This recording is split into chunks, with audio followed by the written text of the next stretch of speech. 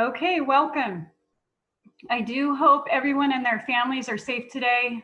Thanks for your patience in us getting started. I am Karina Pereira. I'm the Director of Apprenticeship Programs with West Hills Community College District, and this is the California Food Safety Apprenticeship Program information session for food production QA, HR, and plant managers to learn about the apprenticeship program structure and hopefully make the decision to implement the program at your facility if you feel after this webinar that it makes sense for you and your organization. Thanks so much again for participating today. Please forgive us for changing the Zoom and getting some multiple emails about the Zoom change. It was simply for security purposes. We did have a large number of folks that were registering, and it was hard to validate who they were and ensuring that your safety was protected today through this process. And so due to the large number of registered participants, we have muted the webinar. So please feel free to ask your questions in the chat box. And depending on the time and the number of questions, we'll try to get answers to you before the end of the meeting. Otherwise, we'll put together a Q&A document and get that out to all participants later in the week, along with the program standards. You'll get a copy of that, the couple of program forms that go with the program, so you can look those over and vet those, and then the slides from today. I did get a lot of registered participants that assumed this was a HACCP training or some kind of course, and it is not. This is actually an information session about the California Food Safety Apprenticeship Program that has been launched. And we are going to be talking about how that program structure is today. And hopefully we'll get you all out of here before 3 o'clock. So just to get started, the Food Safety Apprenticeship is a California state registered apprenticeship program developed for food manufacturers and food processing facilities across California. Our program sponsor is the California League of Food Producers. West Hills College Coalinga's Farm of the Future is the education agency who will be providing online instructional courses for the program. The Division of Apprenticeship Standards is a state agency the program is registered under and is accountable to, who will ultimately issue formal completion certificates to the program completers. West Hills Community College District, where I work, is administering the program under our West Side Works Apprenticeship Initiative, made possible by a California Apprenticeship Initiative grant, awarded to us by the Chancellor's Office for California Community Colleges. This comprehensive training program is intended to provide valuable for-credit, tuition-free training over a 2-year period in which food processors can offer to their employees. Registered apprenticeship requires that a formal oversight committee is in place. The California Food Safety Apprenticeship Program Committee includes representatives from West Hills College, who are faculty in either ag or food sciences, a consultant from the state's Division of Apprenticeship Office, Rob Neenan, President and CEO of the recognized industry group, California League of Food Producers, and most importantly, food production industry employers. Individuals currently serving on the Apprenticeship Committee have already established the program standards, and we've recently received approval through the state for this program. But going forward, all committee members will work to successfully guide the program and support apprentices. The employers are the drivers of apprenticeship, so all employers who wish to participate in the program may designate an employer representative to the committee. It's of course helpful to know what is an apprenticeship. Registered apprenticeship is a formalized system of learning while earning developed by industry that offers an industry recognized credential. The system blends the on-the-job training and experience with education. Apprenticeship can be new workers, but can also be current workers needing upskilling and a legitimate certification. In fact, we anticipate more apprentices in this program will be incumbent workers. As a recap, apprenticeship programs are developed by and for industry with a local education agency partner and are approved by a state or a federal agency. In this case, we're state approved. Why a food safety apprenticeship? The Food Safety Modernization Act spiked a demand for upskilling The California Apprenticeship Grant Initiative was an enormous incentive to provide industry with food safety training and industry credentials.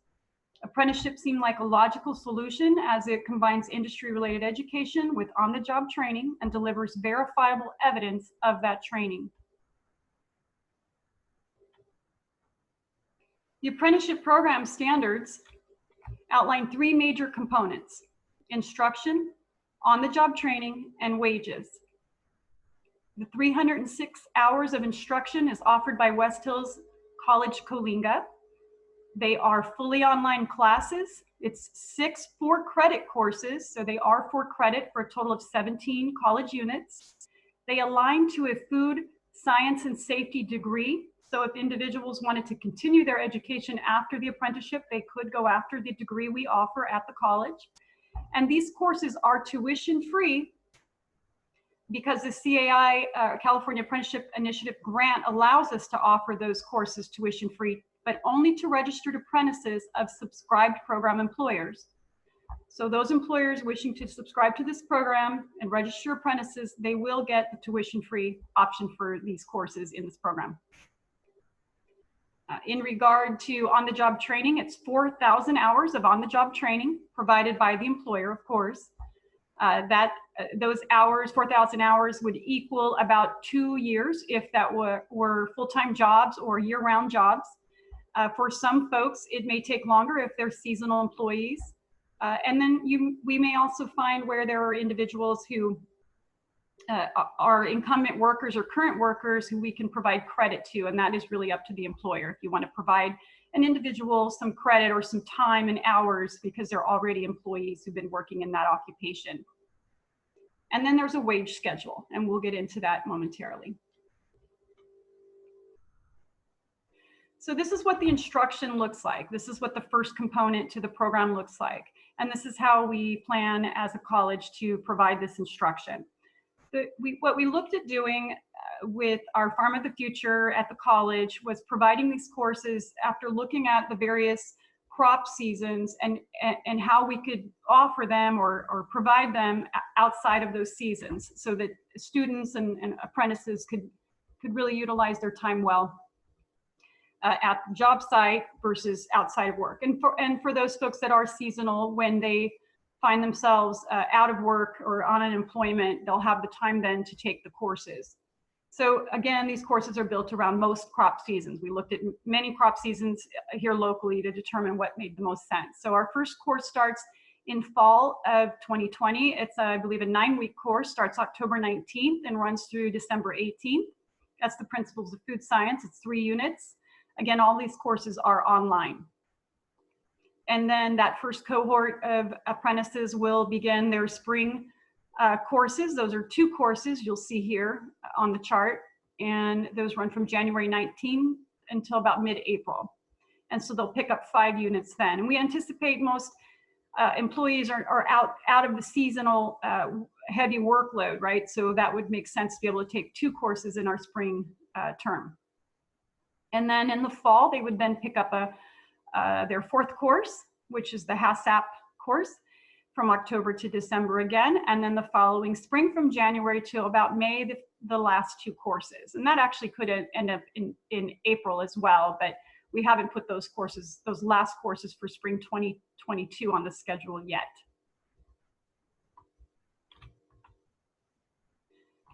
On the job training, the second component we talked about is spelled out in specific work processes, or also known as work training. And the idea here is for an apprentice to master the skills of these work processes. These processes were developed out of a number of different QA and food safety technician job descriptions. Work processes are flexible, and a subscribed employer can submit their own work processes or change the process hours if these don't work for your facility. But the total of 4,000 hours is still required for apprentice completion. Again, the 4,000 hours may look a little different for seasonal versus year-round employees. And so the program could take 2 years to complete these hours, or 3, depending on the number of job hours the apprentice picks up per year. Again, employees who are already working in the position may receive credit for prior work hours. and the employer can indicate to us the number of months or hours for OJT credit upon registering their apprentice or apprentices. So again, this can be very flexible. We can have individual conversations on how to make these work processes make the most sense for your organization. Lastly, the wage schedule. So the wage schedules, as the final major component of the program, the goal here is to reward the apprentice for skills gains, which is known to motivate employees to achieve. Each year, the apprentice gains additional essential skills. He or she becomes more productive and works more independently, eventually becoming a higher paid journey level worker. Of course, a journey worker you would have otherwise hired at a much higher pay while still having to train that employee your way. So for apprentices, there's step increases, and those are required for a registered apprenticeship program. Step increases are always time-based. For this program, an apprentice works $15 an hour or above until three courses and 2,000 OJT hours are completed. Then a step increase occurs, and the step increase is in place until the final 3 courses and the final 2,000 hours are completed. And we did consider the upcoming minimum wage requirements outlined by the state of California when we developed this program. We also looked at journey level workers in this occupation to be on average at about $18 an hour. So it's assumed that after having been awarded their completion certificate, your employees may be promoted to journey level pay, whatever that looks like for your organization. But here's the trick to remember. Some highlight to this is that you can pay more than the stated wage schedule, but you just can't pay less than the schedule. So if the employer apprentice is already receiving $16.50 an hour, an increase is not required. There's a couple other caveats to that, which I think we're going to get to in a moment. So as mentioned earlier, West Hills anticipates starting its first cohort in the first food science safety course in mid-October. However, recruiting, hiring, or the accumulation of on-the-job training hours can start immediately or as soon as your season starts. Workers who have been working in this job already can receive credit for their time, as we discussed, and they can, in fact, we could look at up to 3,500 hours of the 4,000 hour program as credit, or 18 months of credit. This again is up to the employer to give us that. Now, if they've worked in the position for 2 years already, we can't give them the whole 4,000 hours credit. They have to be in the program with at least 500 hours or 6 months. And they'll still need to complete all 6 of the food science safety courses with West Hills College in order to then complete and receive their state of California completion certificates and journey person cards. What happens when the apprentice completes is that they will be completing a dual credentialing program. That includes the state completion certificate, a state journey person card, which we consider a credential, and they will also receive the West Hills College of Kalinga's Certificate of Achievement in Food Science and Safety.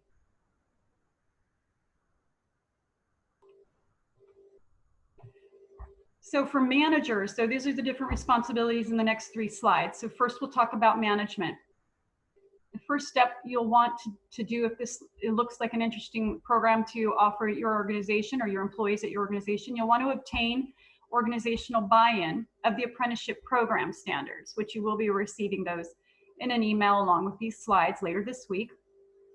Then, if required by your HR department, you might develop a duty statement specific to an apprentice position and determine the appropriate wages, according to the wage scale, of course. I suggest to employers that duty statement should be pretty much a duplicate of the duty statement you're already using for a food safety or a QA technician.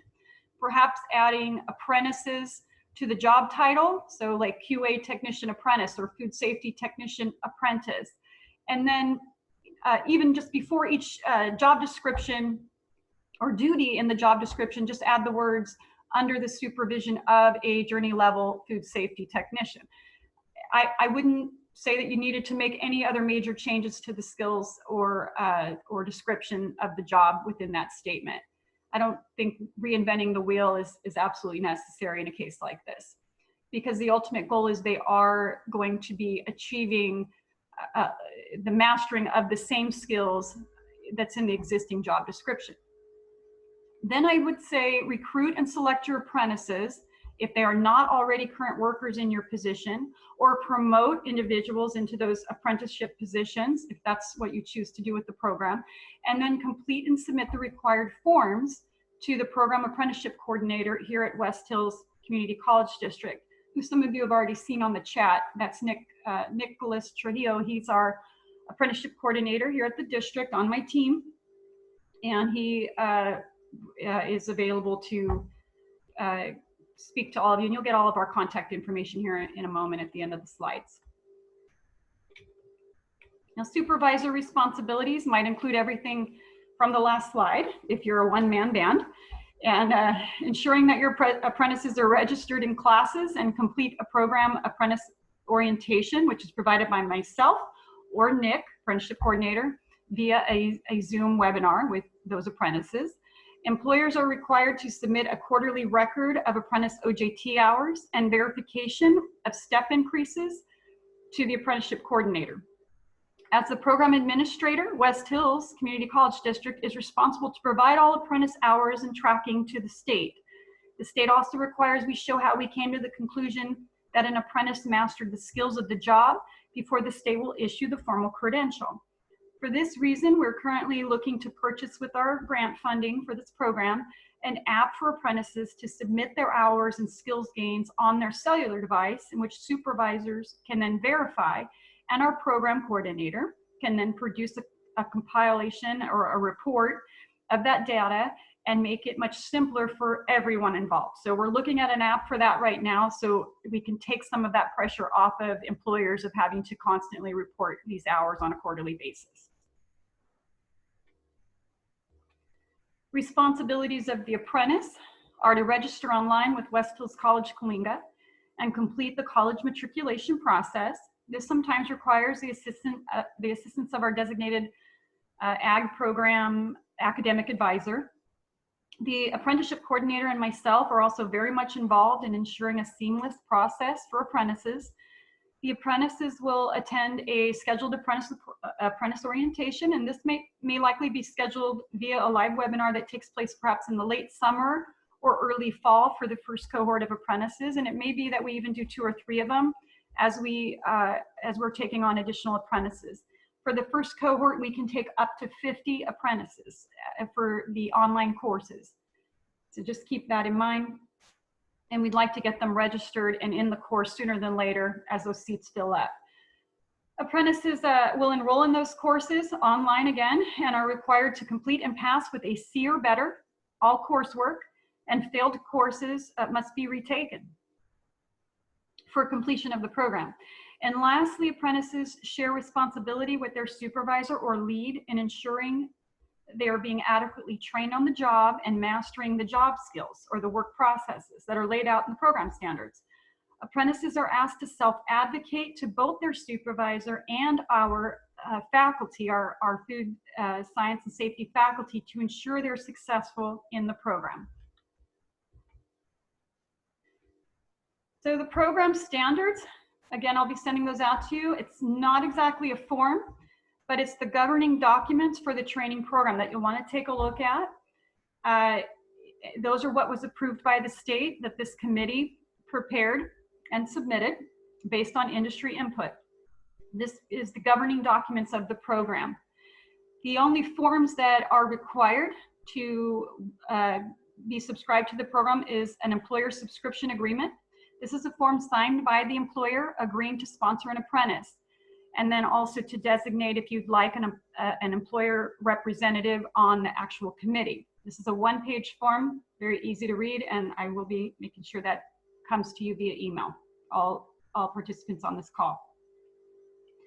There's an employer pledge document. That's the employer's agreement, another form, to be an equal employment opportunity employer. And this is the case for all California employers, so the language in there is no different than what your HR people are already doing by state law. And then there's an apprentice agreement. This is also a one-page form executed by both the employer and the apprentice. The apprentice acknowledges in this agreement that the terms of employment is based on him or her completing the courses outlined in the program standards. One important thing to note is that the California regulations state that the state registered apprentices doing schoolwork related to their apprenticeship are not under wage requirements, meaning employers are not obligated, to pay wages to a registered apprentice for their coursework, right? So when they're doing online studying or taking a test online or any of that online classroom work, does not require wages to be paid. However, wages are paid according to the wage schedule and California state law for all of the on-the-job training and work, because these are your employees, after all. So as a recap, employer first needs to review and subscribe to the program before an employee or apprentice can be registered. A full review of the California Registered Apprenticeship Program Standards and the 3 simple forms are all that's needed to get started. And our staff will work with your designated employees and apprentices to get registered or enrolled in their classes. So this is the final slide I have for you today, and it provides you with our contact information. And this is a great time for all of you who have questions to start putting them in the chat, because looks like we have plenty of time to answer some questions. Let's see, for apprenticeship program registration, so if you're an employer and you want to register to operate within this program structure, you would contact myself or my coordinator, Nick Trujillo, and our phone numbers are there for you. We can also be reached, by the way, at apprenticeship@whccd.edu. If you're looking for information on these programs or curriculum specific to these courses or any of our other ag programs, you can contact Terry Brasi. He's the Director of Farm of the Future at West Hills College, Coalinga. And then for assistance with apprentice enrollment, Juana Tapia is the academic advisor at the Farm of the Future for students and assisting them with enrollment and registration at the college. I would not advise any apprentice students or any of your employees contact Juana before the employer is actually engaged in the program and has signed off on this subscription agreement, unless individuals would like to enroll as students in other certificate programs related to the college. Otherwise, we will be referring apprentices to Juana after all the paperwork is taken care of. Now, I want to encourage employers on this call who feel this program might benefit your organization and your employees to reach out to me directly, and I'll be happy to schedule a one-on-one call with you to discuss further and answer any questions.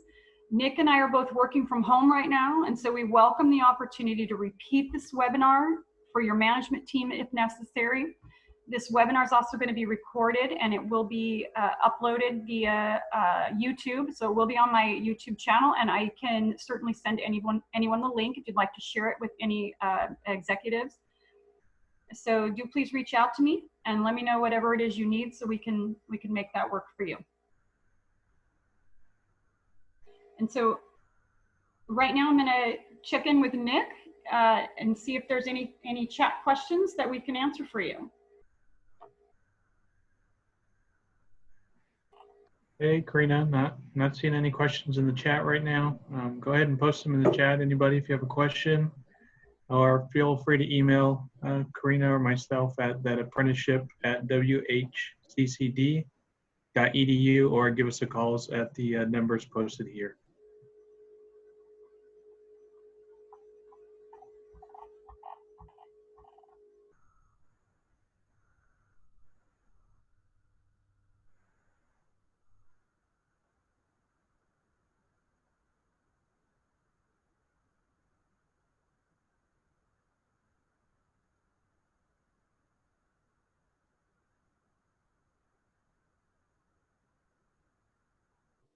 Well, don't everybody ask at once.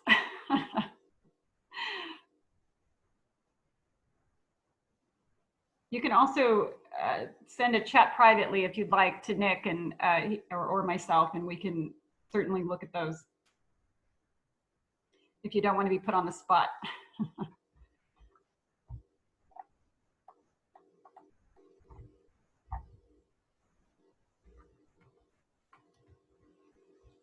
Okay, so I think this is Michelle. Just to clarify, if an employee has worked 2 years. So a question is, if an employee has worked 2 years, even if it was only seasonal, all they need is 500 hours and finish the courses. Well, I guess let me say this. If you as an employer decide you're going to give that employee credit for past work in the occupation, then what they would need is 500 hours at minimum in the program, and yes, all of the courses to be completed with a passing grade. That's true. Now, that being the case, if it's a new employee, a new person you're hiring as an apprentice, they would need the whole 4,000 hours. I will add this, and I don't want to confuse anyone, but I will add this. There is the ability to complete someone up to about 12% of the time. So 12% early. So I don't know the math off the top of my head, but there may be a couple hundred hours there that you could complete someone early from the 4,000 hour period. Again, I didn't want to confuse you by saying this, and I feel like how it's coming out. But there is the ability to complete someone early, not a whole lot of time, but about 12% early from those hours. And that would be someone who you felt mastered all the skills, and it was just time for them to go ahead and get their state credential. As long as they finished all the courses, that's absolutely the case. There is also this other perk here. If you have employees who have took food science courses at, say, a university or perhaps a community college, if the employer felt that they wanted to approach the committee and for us to look at using those same courses in lieu of the courses we have in the program, we can certainly do that. The committee meets quarterly, and we can look at the courses that individual might have already took. They could provide their transcripts, and we can certainly give them course credit as well for courses they had already had in the past. Which agency at the state oversees this program? This is the Department of Industrial Relations, and it's their Division of Apprenticeship Standards.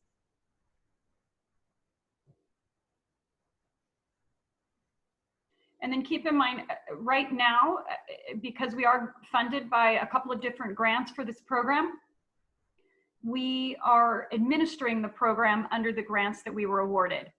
So for the next 2 to 5 years, we'll be able to administer this program for our program sponsors.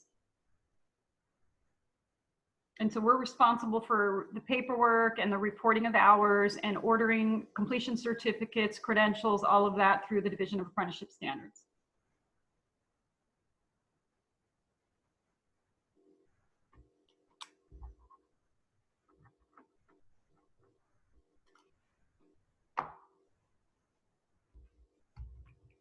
We are doing this in record time. Is there any last questions anyone has?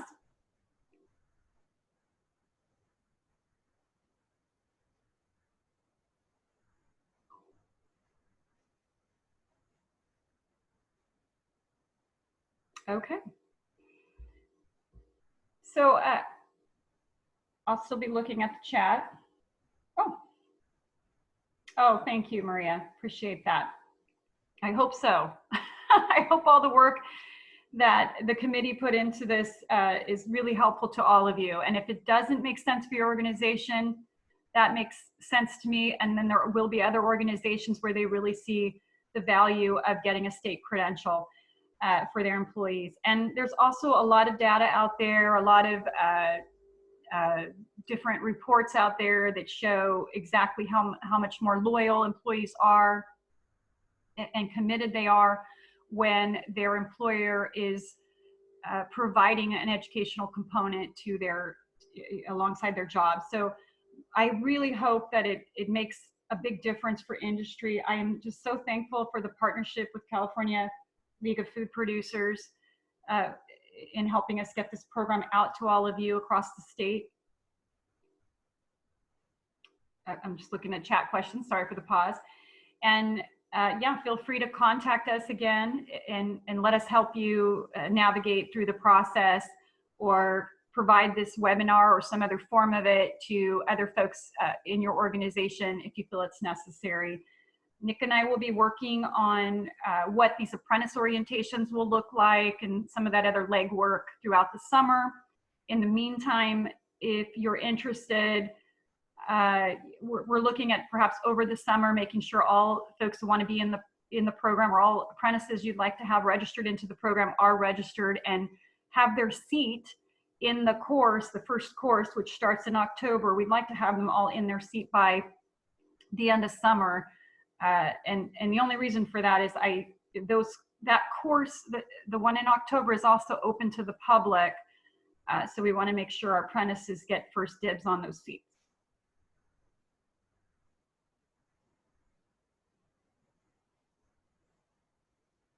Okay, again, thank you so much, everyone who came today to the webinar and the info session here, and also to the California League of Food Producers. And you'll be getting an email from us with this information. So stay safe and have a great day.